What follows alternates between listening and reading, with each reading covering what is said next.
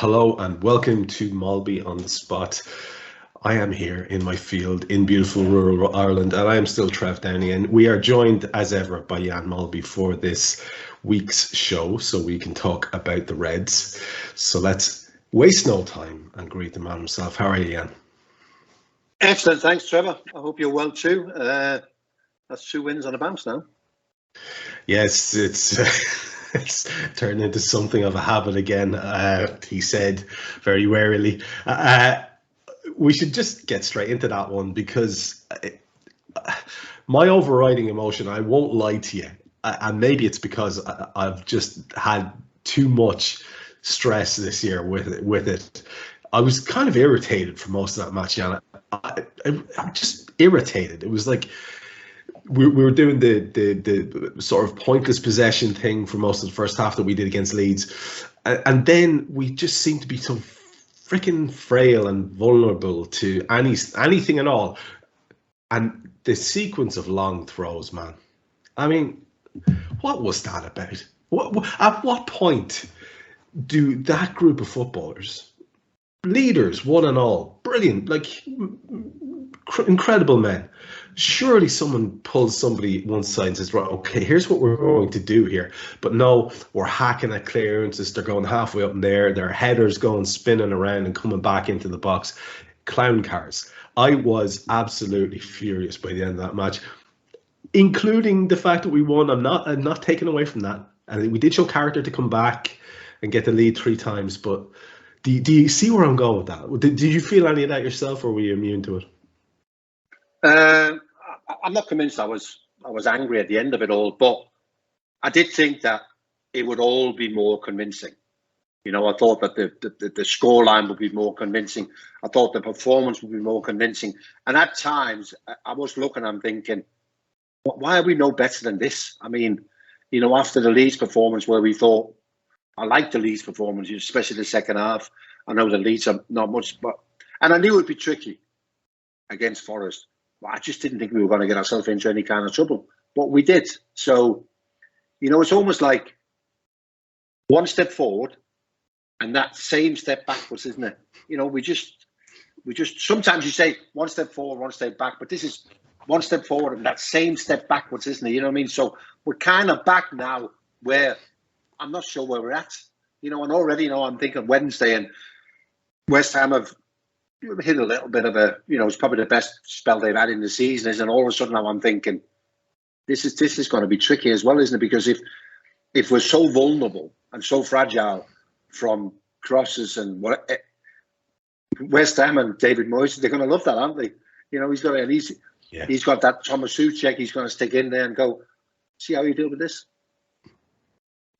Yeah, and they've got all the tricks that upset us. To be fair to the kid who was on the books at our place for a long time, Awani, I thought he really enjoyed himself, didn't he? The duel with for the most part it was with Konate, and I kind of liked watching that. It was a bit of a throwback, the struggle between the two of them.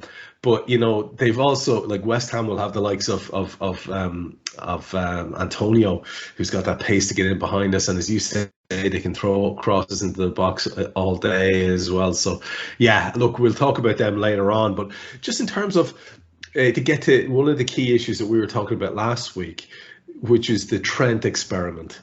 How did you feel that went against Forest? Because for me, it seemed to be almost a bit forced, to the extent that, as far as I could see anyway, Ibu Konate was getting on the ball nearly more than Trent was, because it seemed almost like we were trying to force the position. Now, Trent did a few good bits on the ball, don't get me wrong. There was 1 or 2 passes that only he could play. Incredible passes.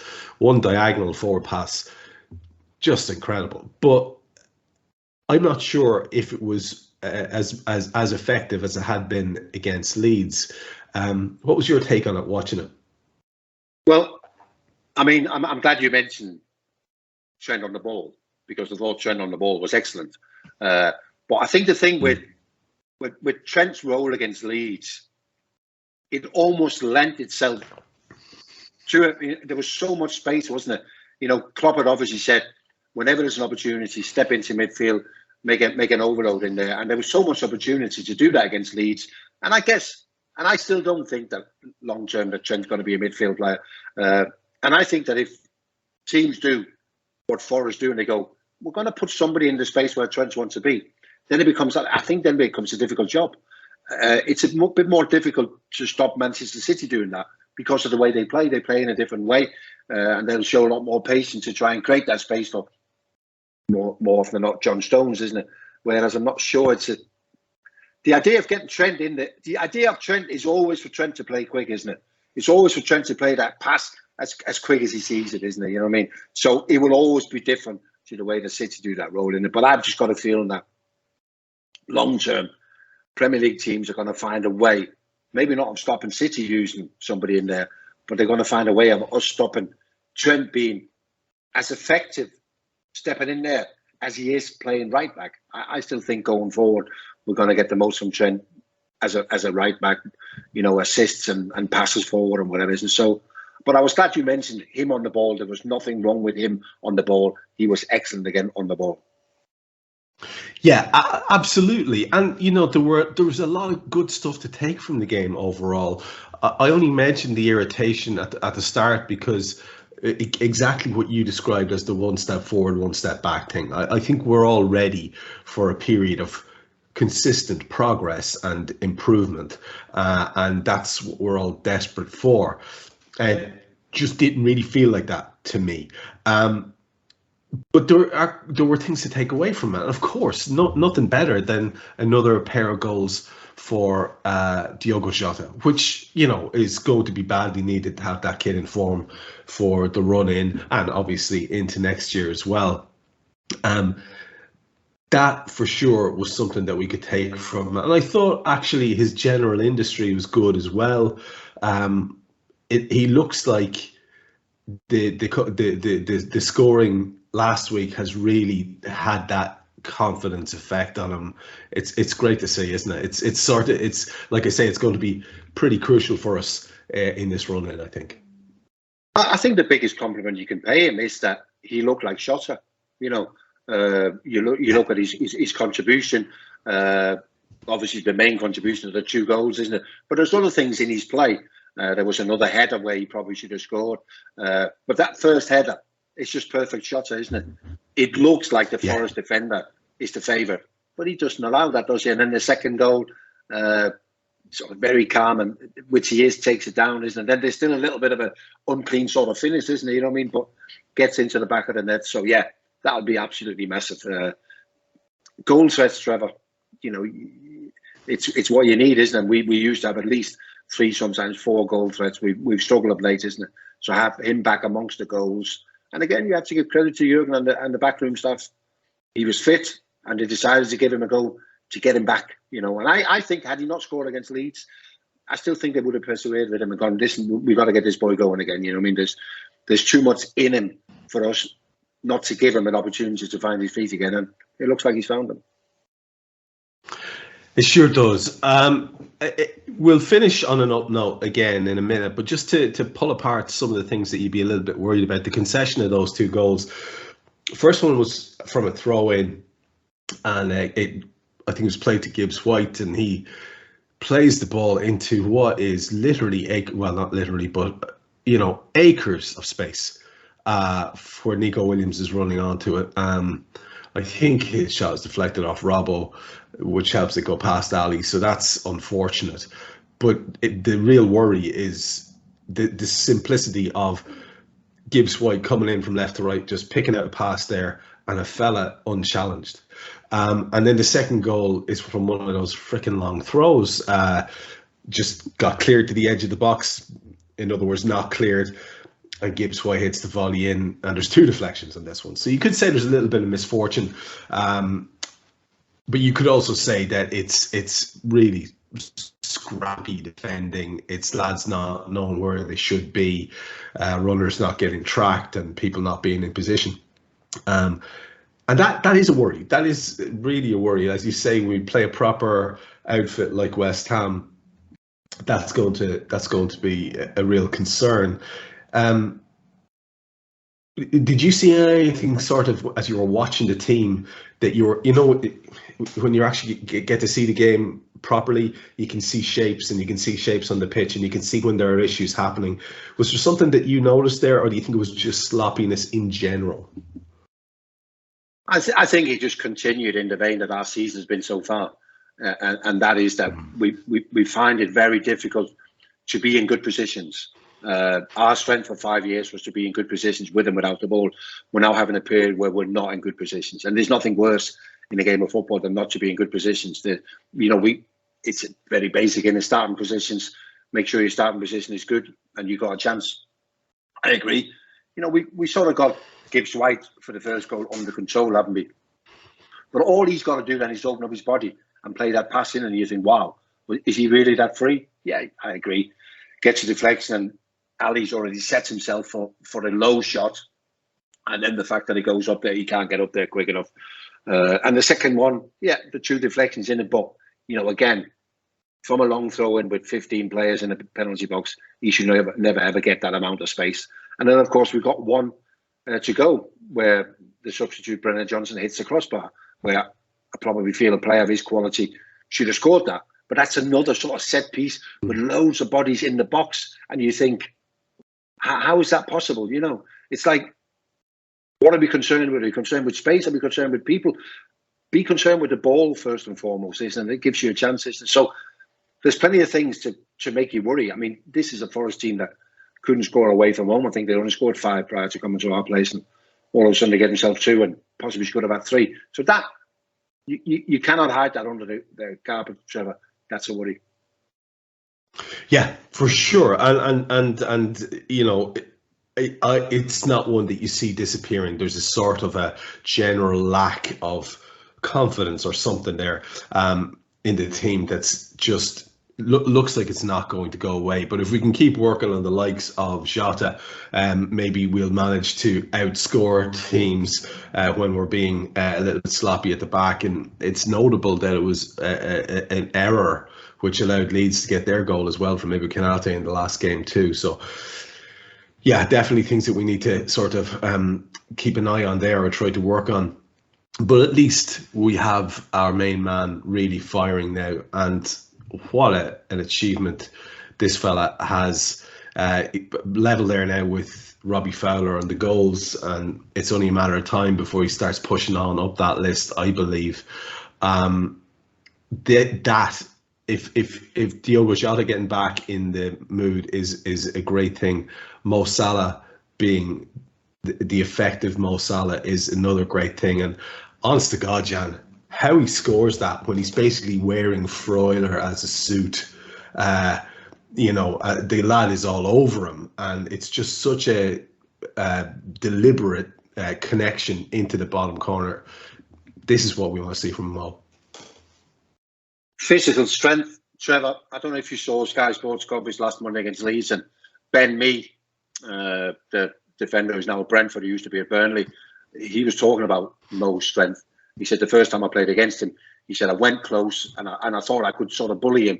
He said I've never ever felt power like him, and that's where you're seeing that. And I like Mo is because a lot of footballers' first thought in situations like that is to look for the foul, isn't it? His first thought is to stay on his feet to increase his chances of scoring a goal. And I like that. It is very, very difficult to have somebody climbing all over you like that and still to have the composure. I thought he played ever so well against Leeds, and I thought yet again against Forest, there wasn't as many open cut chances as against Leeds, but nevertheless, he was there, wasn't he? He looked sharp. Don't rule out that him and Jota between now and the end of the season get anything to up to 12, 13, 14 between them, you know what I mean? But both in good form. Yeah, that would be nice. I wanted to ask you a little bit about this achievement of Mo Salah's, because where he is now, like his goal to game ratio is outrageous. And I wonder what you think is realistically achievable for the fella in terms of a total. Now, of course, it all depends on him staying around at the club, and the summer, we know what his contract is, But the summer is going to be very interesting, and I'm still a little bit nervous that there might have to be some sort of, big gesture like that to fund player recruitment, which I think would be daft. Why would you ever get rid of Mo Salah? But anyway, assuming that he stays around, and I don't know how big of an if that is, he's now 3 off Stevie Gerrard, and he is, what is it now, 83-17.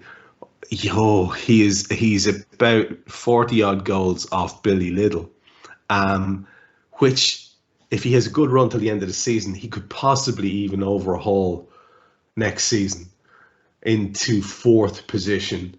And then Gordon Hodgson is only another 20 odd goals ahead in 3rd place. I mean, he could potentially, I think, if he stays around for a couple of years, almost catch Roger Hunt. It would mean that he'd have to score another 100 goals for Liverpool. But this lad is such a unit. He is in such ridiculous physical shape. And I don't see him stopping doing that. He's very, very proud of his physical condition.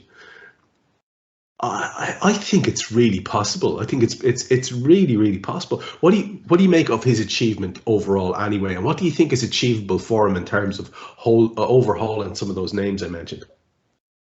He's greedy, but he's greedy in a good way. He's greedy in that he wants to continue to score goals. You know, he couldn't imagine himself playing football without being able to score as many goals as he's been used to. You know, and that's the greed, isn't it? I'm not talking about the greed on the pitch and go, I'm going to shoot instead of passing to you. I'm talking about the greed in terms of his planning, isn't it? And that's where you talk about being in great physical shape, continue to be in great physical shape, having to change things if he has to, because he wants to be able to continue in the vein that he's always been playing at. Whereas some other players will sort of accept that things will change as you get older. I don't think this kid will ever accept that. He'll always want to do things the way he's always done that, and he will keep pushing himself physically. There's no doubt. So when you talk about what is possible, I mean, I was there with, you know, obviously with Ian Russ. I remember when a young Fowler came through, and we thought, wow, here we go. He's going to go on and break all sorts of records. And that just proves how difficult it is. You know, you have these young. I mean, Rushy wasn't as young as Michael Owen or Robbie Fowler, and neither was Mo. So that's where they had the edge, and that's why you thought. But it just proves how difficult it is. You come in, and for 2 or 3 seasons, you're ripping it up and scoring and scoring and scoring, and almost impossible to maintain, isn't it? Because it needs a very specific mentality.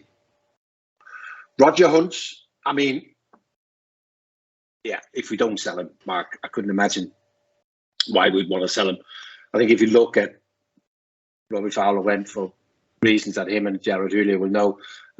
Michael Owen obviously went and whatever, isn't it? But the best example is probably Ian Russ. We sold Ian Russ and came out of that looking really good, isn't it? But I think that's a one-off, isn't it? So I can't see why we'd want to sell Mo Salah, because I don't think it's something we're going to come out of looking particularly well. And I can't see that if we get X amount of million, that we're going to be able to reproduce something that's going to make up for the goals that we're going to be losing.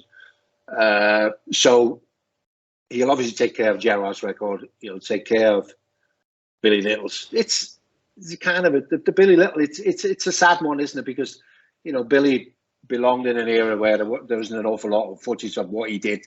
But you speak to people who were around that time, just went incredible. You know, you'll never see a player like him again. I don't know. But he'll take care of both of those. And then, of course, Gordon Hodgson is also back in the day, isn't it? Roger is the interesting one. You know, 100 goals, it's possible. 3 and a bit seasons, of course it's possible. And also, in a way, it'd be something to celebrate, and equally a little bit sad, isn't it? But no, it's possible. But it's going to be tough. Yeah, it's without any shadow of doubt going to be tough. He probably needs to stay on penalties, Trevor. I saw there was something about Klopp said he was going to have a word with him.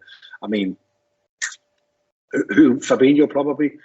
James Miller doesn't play a lot, but I think if he stays on penalties, that will probably give him another 20 goals over the next 3 years, isn't it? So he'll probably need those. And it's going to be tight. It's going to be interesting. But what he's achieved already. The thing is that you buy somebody to come in and score your goals, Fernando Torres. And I think Fernando Torres did exactly what I expected of him. Mo Salah has, on every front, in my eyes, overachieved, because I didn't think he'd done any of that was possible. I'd seen him, I'd seen him play for the clubs he'd had before, and thought, yeah, he's okay, but never saw what we've seen since. So in every aspect of the game, he's overachieved, and credit's got to go to him for that. When you think about the output, it's 1.63 a goal every 1.63 games. It's outrageous. Gerrard's every 3.82 games, Billy Little every 2.34, Roger every 1.73, Rushy every 1.91. Gordon Hodgson has the best ratio every 1.56 games. He scores 241 in 377. It's a remarkable achievement, that, by Gordon Hodgson. And all it does is, when you see these numbers and you think of what Mo's been putting together, these phenomenal seasons, back-to-back seasons, even one where he's supposedly underperforming, which by his own incredibly high standards he is and has been since the middle of last season in terms of just basic output, goals. It's such a monumental level of attainment and achievement again and again and again. Tell you what, Jan, what does that say about your mate Rushy? I mean, holy shit, what an achievement. 346 goals. That can never be touched. No one's getting near that, man. It's remarkable. You just can't imagine, can you, Trevor? What it takes. You sit yourself down and work out what it takes to get to those numbers. And then you go, have you got the appetite for that? Well, most people wouldn't, would they? Most people wouldn't have the appetite for trying to get themselves to 346 goals and what that requires over what was Russia there in the end? Was it 13 years or 14 years with his little break to Italy, isn't it? You try and get to those numbers even in all those seasons. It's absolutely frightening, isn't it? Frightening, yeah. That's the only way of describing it. Absolutely. Do you remember? I know you guys are pals, and do you remember talking to Rushy at the time when he came back from Juventus, from that spell where some people tried to dress it up as a bit of a failure, but he got plenty of goals out there too because he's just a class act. But what was behind him coming back so quickly? What's the story there? Well, the story is that he told us that he just didn't settle. It just wasn't for him. I've never ever specifically heard him talk about that the game wasn't, although the game is played in a different way. And a lot of people made a lot of that, in that a lot of teams in Italy at the time played with a sweep and two-man markers, and the build-up was a bit slower and whatever. But I've never ever heard him say that the game wasn't to my liking. I said when he went in 1987, we'll never see him back. He'll go to Juventus, he'll score 1 million goals. They'll never want to let him go. He didn't quite get to 1 million goals, but I just don't think he settled. And that happens. That is a massive big part of it. It's very important to settle, and I just don't think he did. That's the only story I've ever heard, and I believe that. You mentioned that he still got his goals in Italy. He did. He didn't get the amount of goals that he was used to, but he still got them. And I think to a certain extent, Juventus were quite happy with him. But in the end, if a player wants to go, I always think that every time I see Ian Russ, in different shirts, the clubs that he only ever looks right in the Liverpool shirt, doesn't he? He was a he was a Liverpool player, wasn't he, Trevor? There's other players, Ronaldo in all these shirts and whatever. He looks right in all of them, isn't it? But Russia was a Liverpool player, so it felt right that he tried it, but it even felt more right that he decided that he was. And of course, that's a big call, isn't it, for him to come back? He could have come back to another club. He could have gone, I don't want to go back to Liverpool. You know what I mean? But I think he wanted to go back to Liverpool. That was the whole thing, wasn't it? He wanted to go back to Liverpool and play for Liverpool because that's just where he felt at his best.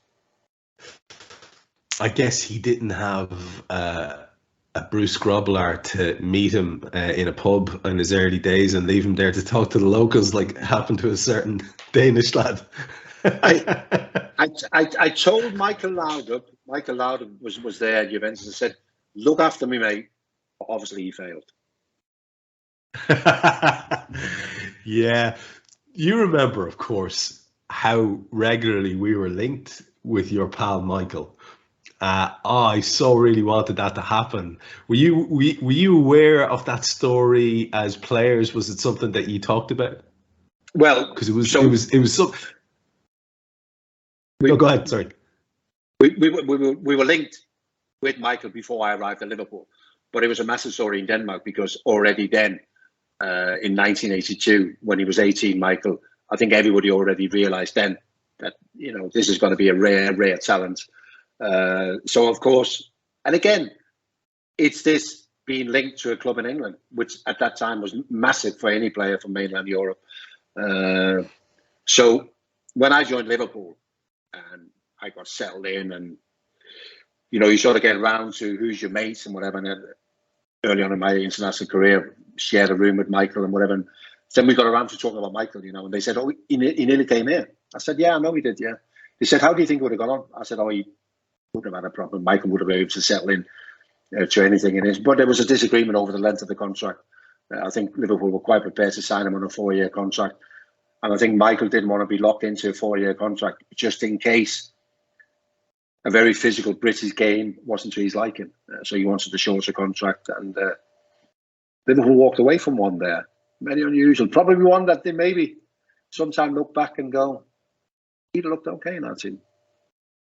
Yeah. Very much one of the ones that got away for sure. Just one last thing. I remember you were talking about Rushy in different shirts. Like you saw him in a Newcastle shirt that looked wrong. You saw him in a Juventus shirt that looked wrong. But I will never forget the day that I woke up to get my Shoot magazine, and there he was in an Everton shirt. Do you remember that April Fool's gag that was pulled out? It was a bit of a classic. And I don't think you were the only one who fell for that one, Trevor. It was in with both feet, wasn't it? But to be absolutely. fair, it's like, in a roundabout way, it's believable, isn't it? Because there was a lot of those boys who grew up as Everton fans, isn't it?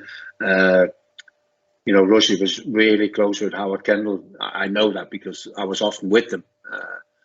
Went to Royal Ascot together and whatever, and so I know of their friendship, isn't it? So, but yeah, no, I think Rushy was too big, wasn't he, to cross? Yeah. There'd been others, wouldn't it? And in my time, the late Gary Ablett and Peter Bateson, both of them did ever so well in it, but Rushy was too big.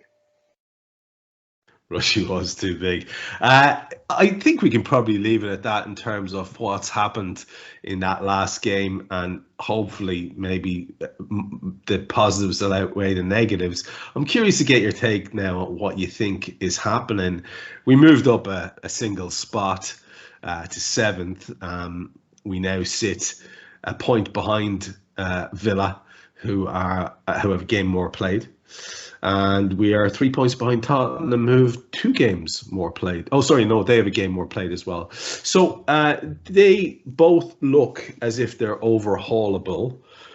I think people are starting to let themselves dream that Manchester United are going to hit the skids.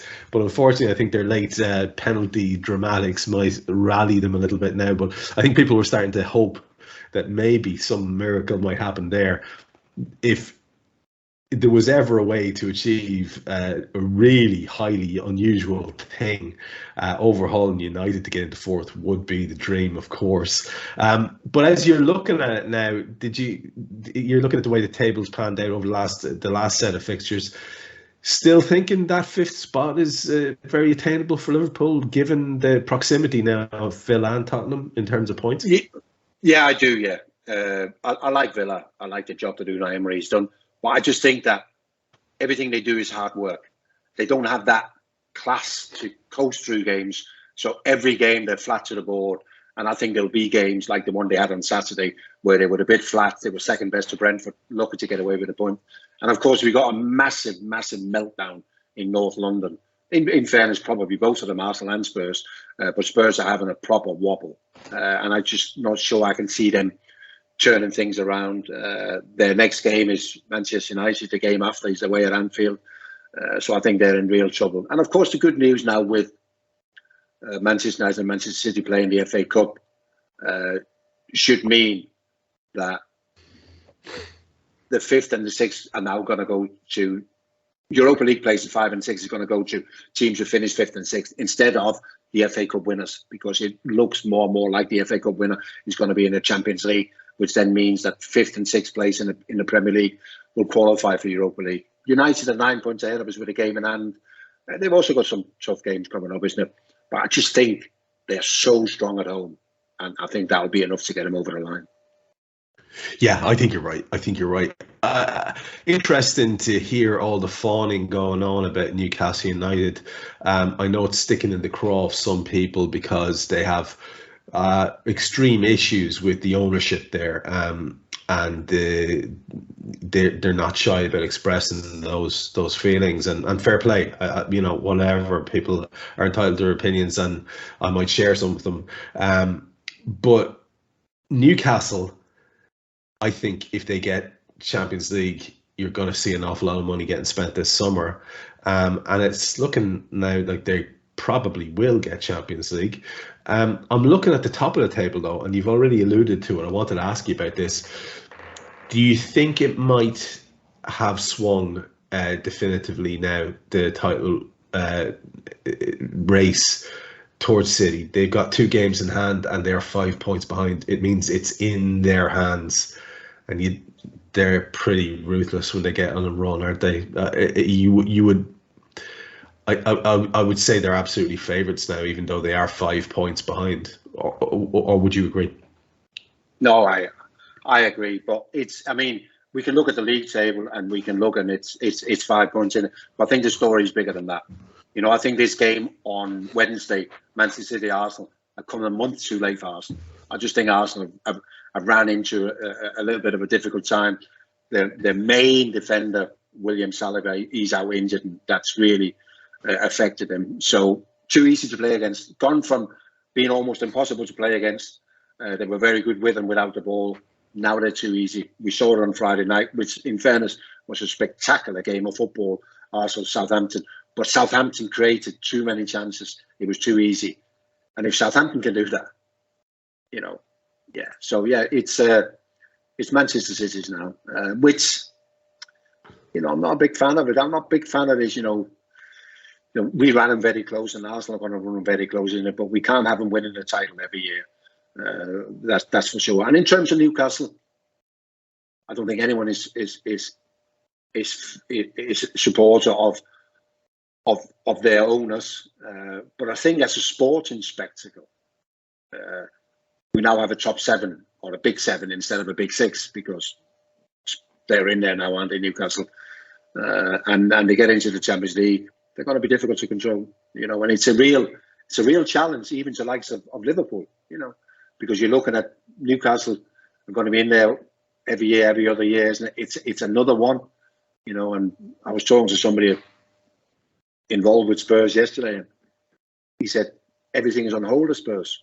Everything for next season is on hold because it doesn't look like they're going to be in the Champions League. And if they're not in the Champions League, then all plans change in terms of recruitment and everything else, isn't it? That's how important it is to them. Yeah, that's a real mess for them. Do you have a good feeling on whether Eddie Howe stays around? There's a lot of like I said, praise for him. Sometimes I wonder when I see where the praise is coming from. I wonder, is it because he's a young Englishman? Is that an awful lot of why he's being hyped up, or could we say it's justifiable for what he's achieving there? And do you think he'll have done enough? I've always thought, maybe I'm being cynical, but I've always thought next season he was a goner and they were going to get some high-profile manager in. What's your feeling on that? I think it is probably twofold, Trevor. There is probably guys in the media, some of the big writers who are also massive England fans, who possibly one day could see Eddie Howe as the England manager, and they'd be quite keen on that idea. I think the easiest time to manage Newcastle under the new owners is right now where the expectations are at a level that you can deal with it. There was no expectation at the start of this season they were going to be in the top four because they hadn't spent as much money as some people thought they would have done. But he gets them into the top four. I think expectations are going to kill him because then going back will never be accepted again. So I think this is the easiest time because of the expectations. Get into the top four. They'll expect that every year, but they'll also expect a trophy. So you got to go chasing for the trophy as well. Playing Champions League as well as Premier League, we know how difficult that can be. I think that's going to be a massive challenge for Arsenal next year. As much as we think where they're going to be next year, but Champions League and Premier League isn't. So I think Eddie will. I think the first time he hits a wall, once he's took him into the Champions League, is probably the first. That's when they're going to be looking to try and replace him with a bigger name. When you look at the far end, I mean, it's another bit of a free-for-all. It's hard to know where the cut-off point in terms of safety is. I suppose it's when you got a 3 in your points total at the start, from Bournemouth up, probably. But Leeds on 29, Leicester 28, Everton 28, Nottingham Forest 27, and Southampton adrift a little bit at 24. They've all got to be nervous. Looking at it on form, on just a gut feeling on if you had to pick 3, the 3 most likely, would you just leave it as it is there? Say it's probably going to be Everton, Forest and Southampton? Or do you think Leicester might slump in there or Leeds might fall away? So, I mean, there's a full round of fixtures this midweek. Southampton play Bournemouth at home. They win all of a sudden on 20. Well, they win all of a sudden on 27. Everton on 28, but they play Newcastle. I think that's next. I think they're playing Newcastle the next game. Probably getting nothing from that. So Everton are in big trouble. Leicester got himself, what was a 4-2 win against Wolves? Well, I have to say that Leeds, I almost feel like Leeds' best chance of staying up is to sack the manager yet again. Really? Because, but this manager doesn't get the squad, Trevor. Leeds is an energetic squad. You need to let him play. Run around, play, press. He's getting everybody behind the ball. They can't do it. They've now lost 3 on the spin. They've conceded 13 goals. I fear for Leeds.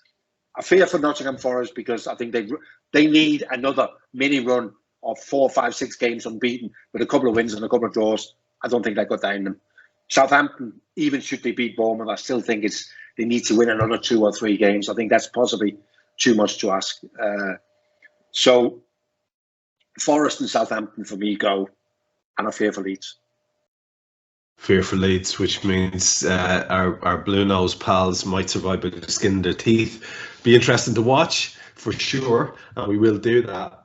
Looking ahead to the next fixture for Liverpool, which is in very short order against West Ham on Wednesday. We're recording this on Monday for the record, in case you're not sure when we did this. So this is Wednesday night at their place. Their most recent run, very impressive win away at Bournemouth, 4-0. They had a 4-1 win against Ghent in the Conference League. A 2-2 draw with Arsenal, which is a very creditable result, and a 1-1 with Ghent before that. They won away at Fulham before that. And then the match previous to that, they got a bit of a tonking from Newcastle at home, which was a 5-1 reversal. And the previous 2 before that was another win in the Conference League and a 1-0 home win against Southampton. It's basically overall a solid run of form, you'd have to say. And just to have a look at their last lineup in this 4-0, where Antonio scored and Paqueta scored, Declan Rice scored, and Pablo Fornal scored. Their lineup for that particular game, which yes might be something like what we'll face, was Fabianski, and then they had Agard and Zuma, a centre half, Kufal and Cresswell either side of them, Rice, Souček and Paqueta, and then a phenomenal front 3 of Benrahma, Antonio and Jared Bowen. They have a solid bench with Fornals there. They've got Lanzini, who was the name I think people were expecting more from. Danny Ings came on in that last game. Kehrer, Cornet, Flynn Downs came on as well. And they've got Areola and Ogbonna as well as that. So I know you have the highest of regard for David Moyes as a football man. And I think it's admirable what they're doing, trying to balance that European competition with this and keep some sort of, obviously they have fallen away in terms of their league form, but this run they're on at the moment ain't bad at all, Jan, and they're going to provide very stern opposition for us, I think. Yeah, they will. Absolutely. I mean, they found a bit of form and it's at the right time. They got a strong squad. They got a squad that really should be up with the likes of Aston Villa, sort of fighting for 8, 9, 10 place in the Premier League. They heavily invested last summer. They haven't got a lot from those players. I just hope for David. I mean, David Moyes will forever be tarnished with his time at Manchester United. And I'm not sure that's entirely fair because even bigger names than him came in after. Louis van Gaal and Mourinho and whatever, and didn't do a particularly good job either. Then he had some poor choices of management after the United. But I think he's sort of landed on his feet now at West Ham. Even when they were in trouble only 6 weeks ago, they stuck by him because I think they know what he stands for. You know, I think David Moyes will take him up the league again and they'll be okay. I hope they win the Conference League. They're favourites to win it. They're playing Alkmaar in the semi-final. Fiorentina probably in the final. What a great city to play the final. I think it's in Prague, isn't it? So wonderful. So let's hope but it's going to be tricky on Wednesday. It will be tricky. They've got some good players. You mentioned the boy who scored Lacazette. They signed for 50 million, I think. He hasn't quite done it. Declan Rice is a really good player, as you know, Trevor. So it's going to be a tricky game. And they'll be up for it. They'll probably have a little bit more energy than us because they've only just come into their season sort of thing, isn't it? So it'll be a difficult game. You'd asked me 2 weeks ago, had they gone comfortably, we'll beat them by 1 or 2 goals. Now I'm not so sure. Who would you like to see for the Reds making an appearance there? He's been notably reluctant to start Thiago. I wonder, is this the game where we finally see Thiago get a start? And if it is that, do you reckon it's Thiago, Fab and the captain? Is that the most likely trio? Or what would you like to see in that midfield area? I don't see him changing the front three, which is bad news for Darwin Núñez. But I don't see him doing it. I've been very impressed with Cody Gakpo's play in general. He looks a real baller, this kid, and I'm really impressed with him. And Mo's Mo, and obviously the other man's in a scoring run. So I don't see that changing. I could be wrong. Maybe you see him experimenting a little bit or changing it up. Maybe he has to change it up because it's a quick turnaround. What changes would you expect to see, if any? Well, yeah, I mean, you just mentioned the sort of quick turnaround. We obviously only have Premier League games to concentrate on now, so we're not overly busy with games. I mean, the only thing I could think of is the captain, possibly, that with the amount of games that he's played of late. And I think he sort of struggled a little bit to inject that energy he normally injects into his play on Saturday. And Curtis, did Curtis build on his performance at Leeds? Probably not. But I don't think he's going to be. I think he's going to be making 2 changes. Could he put Thiago in there in an away game to try and gain some control? That would make sense. Who would make way then? Yeah, it could be either of them. But probably more likely to think it's be Henderson than Curtis. But just like you, Trevor, I do not expect a lot of changes. 1, maybe 2. Yeah. Do you find it controversial at all that Darwin Núñez is starting games? Because I know an awful lot of people are completely scratching their head. And as you said last week, you know, the fans love him and he loves all that. So it's a very positive situation. When he came on, they were chanting his name immediately. He's the last day he comes on, he gets a late goal as well. I have to admit, just from an excitement point of view, I like seeing him on the pitch. But I feel like you that Klopp is just going to keep it comparatively safe and try to keep some sort of momentum and rhythm. That's my feeling. Would you like to see him in the team? Not at the moment, no, because I think what we're using at the moment, I think, is quite working, and I think we're capable of making some set-up play, and we got a clearer plan. Darwin Núñez is a little bit off the cuff, and I think they've learned that, and they've gone, okay, it's going to take a little bit longer than what we thought. So whereas you can stick Cody Gakpo into that team and go, you now have to play to suit this team. Darwin Núñez gives me the impression it's the other way around. The team have to find a way of playing with Darwin, whereas Cody is finding a way of playing with the team. So I think for the time being, it looks about right that he comes off the bench with that presence and that energy and that physical strength and whatever. I think that's probably his best position right now. Where he will be in 18 months' time in terms of whether it's clicked or not, I really don't know. But I agree with you. Leave the front three the way they are. And of course, you've got Diaz and Núñez on the bench. I think Bobby's still going to be missing with a hamstring injuries. And so we got enough in a box. No, I fully agree. With those front three at the moment, you know exactly what you're going to get. Let's not forget, Shota is also tactically a very, very clever player. Oh yeah, and people are screeching for Luis Diaz to be included from the start again, and they're just failing to understand the caution that's going to be around him and reintroduce him very slowly after that injury, because it had such an effect on our season. I don't think people realise. I'm sure the manager's going to be very wary around that. So I'm going to finish with getting your take on the score potentially, but just before we do that, just because we have a couple of minutes here, I want to run a couple of things past you. There's a story at the moment being floating about. It's quoting Virgil from some time when he did an interview recently, talking about the most impressive player that he's played with at international level. And people are putting two and two together and seeing a Barcelona fire sale because they need to get rid of some money off their wage bill. And all of a sudden we have Frenkie de Jong to Liverpool. Now, there was a rumour about that last summer as well. Is he the kind of player do you think could fit in a Klopp midfield? Would that be something that would really excite you? I think he's a really good player. I don't think anyone doubts that he's a really good player. But I also think that team he joins, or the club, if he's leaving, has to play in a certain way to fit the way that he plays. And I'm not 100% sure we play in that way. So I can understand why Virgil would flag him up.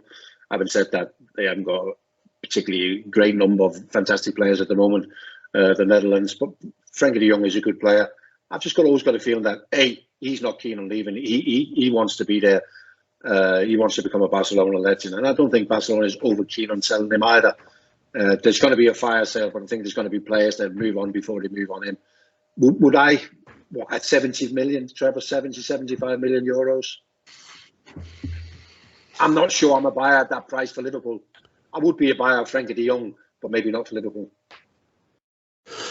Yeah. That seems to be a golden price, and I'm sure you've noticed that already. The stories have started to circulate, and we are getting told to manage our expectations around the idea of Moises Caicedo. He's too expensive, and it's starting to get a little bit irritating. So we'll have to maybe give it a wide berth until we get some positive news, because I mean, the more I see of that kid, I just think, oh God, he's tailor-made for a Klopp midfield.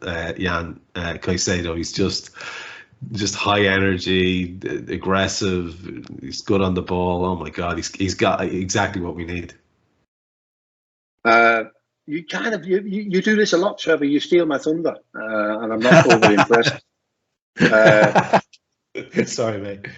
I was at the FA Cup semi-final on Sunday. Manchester United Brighton, dreadful game. But I was going to say to you before I'd say, but do you realise how good this kid is? Yeah. Caicedo, because whoever gets him, I don't know whether that's going to be next summer or whether they're going to keep on keep hold of him because they've also got McAllister that one or two people are looking at. I can't see them selling them all. Caicedo, yeah.